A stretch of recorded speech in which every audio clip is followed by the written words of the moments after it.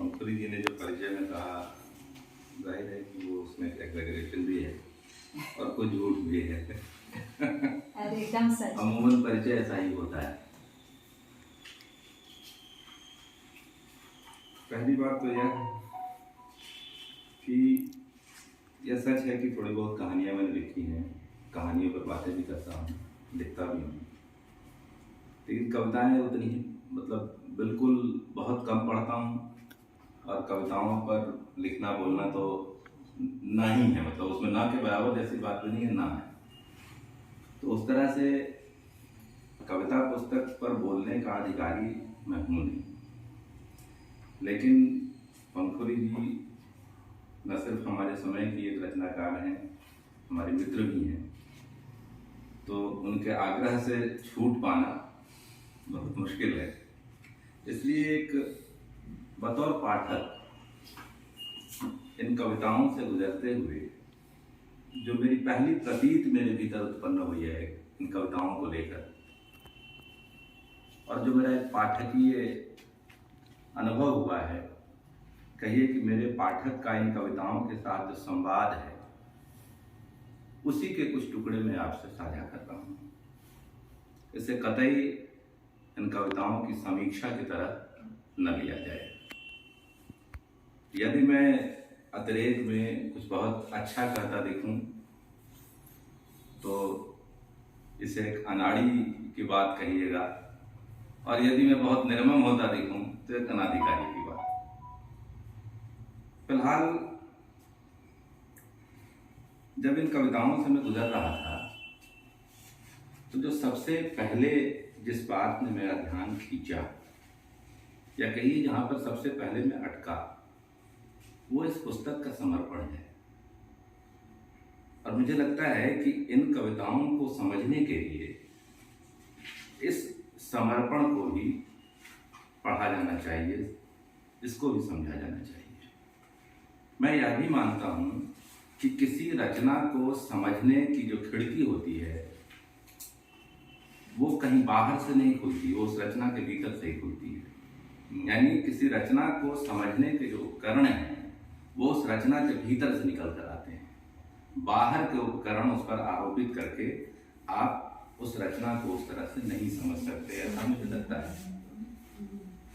मैं समर्पण को आपके सामने पढ़ना चाहता हूँ कि मेरी नानी राजवती देवी को, जिनकी मुझे बेतरह याद आती है, और उनकी माँ मेरी माँ की नानी को, जिनके बारे में मैं माँ से सुनकर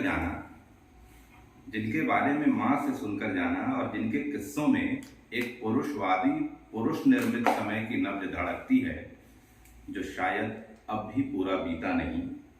और समर्पण का दूसरा हिस्सा है कि कविता की उस भाव यात्रा को जो भाषा, काल और देश की सरहद को बिना राजनैतिक घुसपैठ पार करती है। जो पहला हिस्सा है, इसमें एक कहानी की खुशबू भी आती है। जो माँ की नानी के बारे में सुना वो माँ से सुना है, और माँ तो, और नानी भी और दादी भी कहानी सुनाने के लिए तो हमेशा जानी जाती रही है। कहानियों पर तो उनका शाश्वत अधिकार है। पंखुरी खुद कहानीकार हैं, कहानीकार के पहले पत्रकार भी थी। मैंने इनके पहले संग्रह पर बात करते हुए कहा था, हंस में वो समीक्षा छपी थी, कि इनकी कहानियों में कई बार इनका पत्रकार बोलता है। आज इनकी कविताओं को पढ़ते हुए कई बार लगता है जैसे इनका कहानीकार इन कविताओं से बोल रहा है। और एक जो ये जो सारी कविताएं हैं, अगर आप देखिए कहीं ना कहीं अपने आप में हर कविता एक कहानी है इसके पीछे।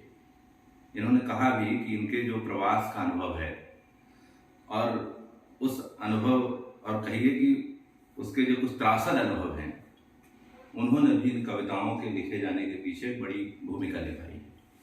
तो इन कविताओं का जो कथा तत्व है वह मुझे सबसे पहले मेरा ध्यान खींचता है।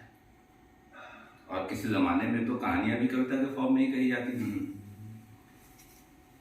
और उसमें भी ये जो कहानियां हैं वैसी कहानियां हैं यानी इन कविताओं के पीछे की कहानी या फिर वो कहानियां जो इन कविताओं के अवतरण का कारण बनी है, उसके पीछे एक वह समाज जो स्त्रियों के प्रति निर्मम रहा, जिसे आपने पुरुषवादी कहा है, वो उसका एक बहुत बड़ा कारक है जो इन कविताओं के लिखे जाने के पीछे अपनी जगह बनाता है बाद में।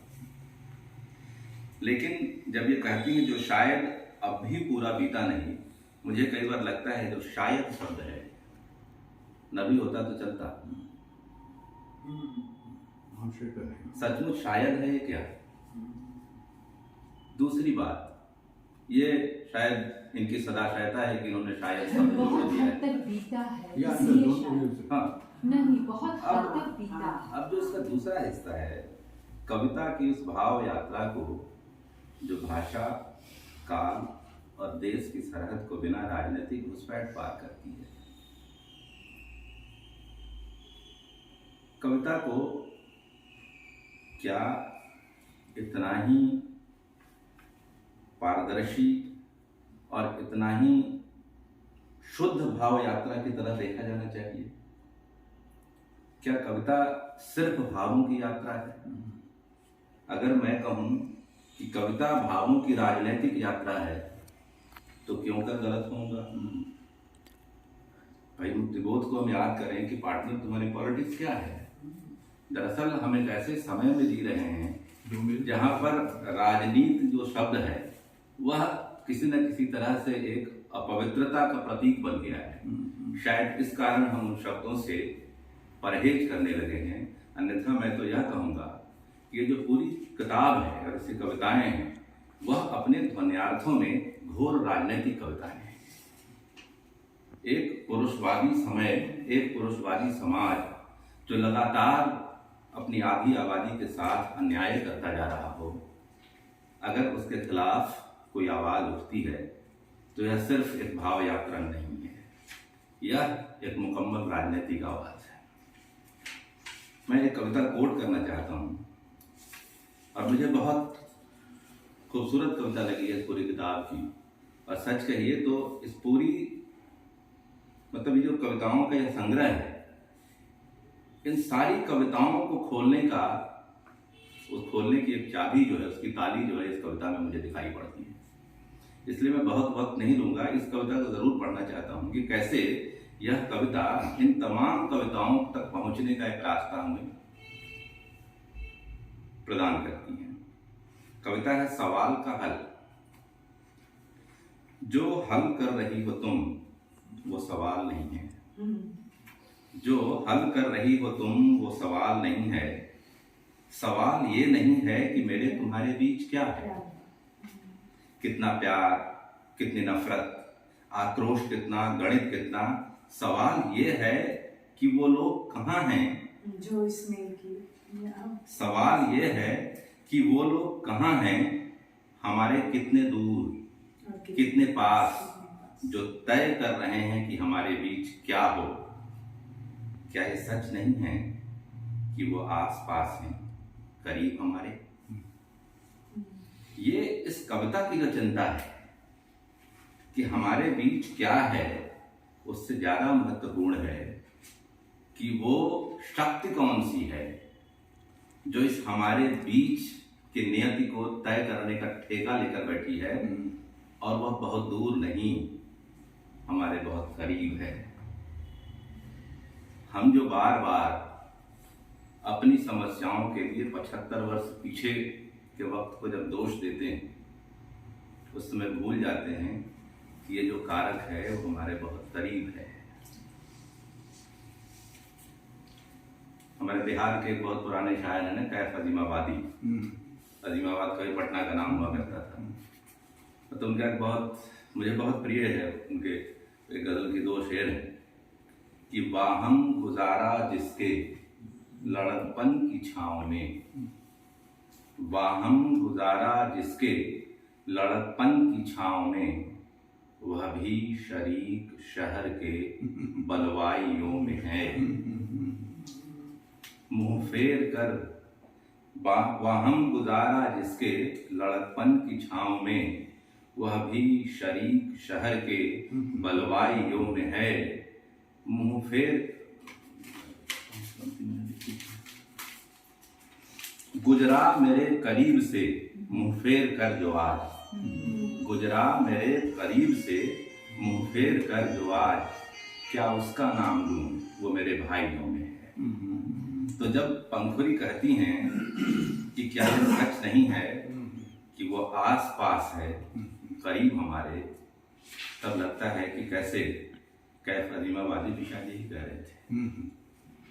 तो ये जो हमारे भीतर बैठा हमारा शत्रु है, उसकी शनाख्त बहुत आसान नहीं है